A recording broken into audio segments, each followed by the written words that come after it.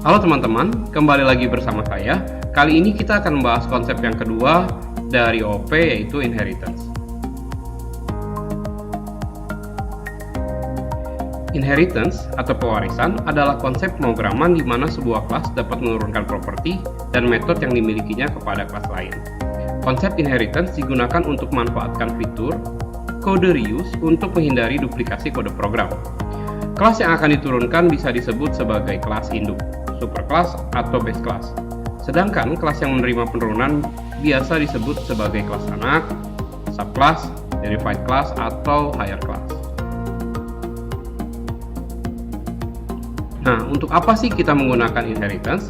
Yang pertama, subclass menyediakan behavior yang spesifik yang membedakannya dengan superclass. Hal ini memungkinkan programmer untuk menggunakan ulang source code dari superclass yang telah ada. Yang kedua, programmer dapat mendefinisikan superclass khusus yang bersifat generik yang disebut sebagai abstract class untuk mendefinisikan kelas dengan behavior dan state secara umum.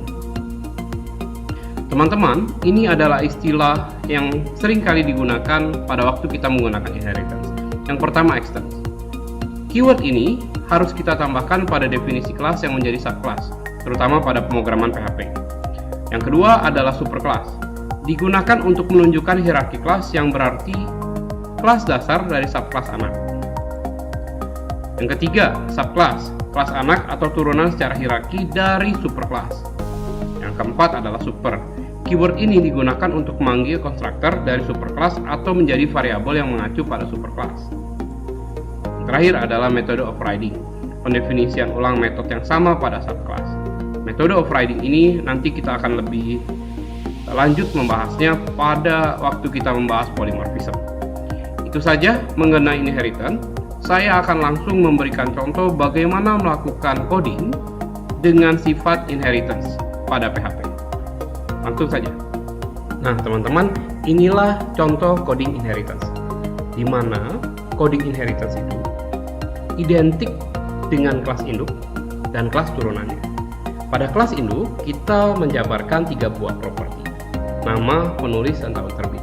Kemudian kita menjabarkan function. Nah, di kelas turunannya, kita tidak menjabarkan properti. Tapi properti yang tadi ada di kelas induk, kita bisa pakai pada function yang ada pada kelas turunannya. Nah, seperti contoh materi sebelumnya, kita buatlah sebuah objek dan kita coba isi properti-properti yang tadi kita telah buat pada kelas induk. Yang kita juga pakai, kita panggil pada kelas turunannya.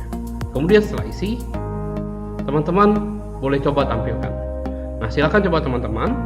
Teman-teman bisa melihat pola inheritance atau turunan dari kelas yang telah dibuat sebelumnya tadi, di mana kelas induk dapat dipanggil, digunakan pada kelas turunannya.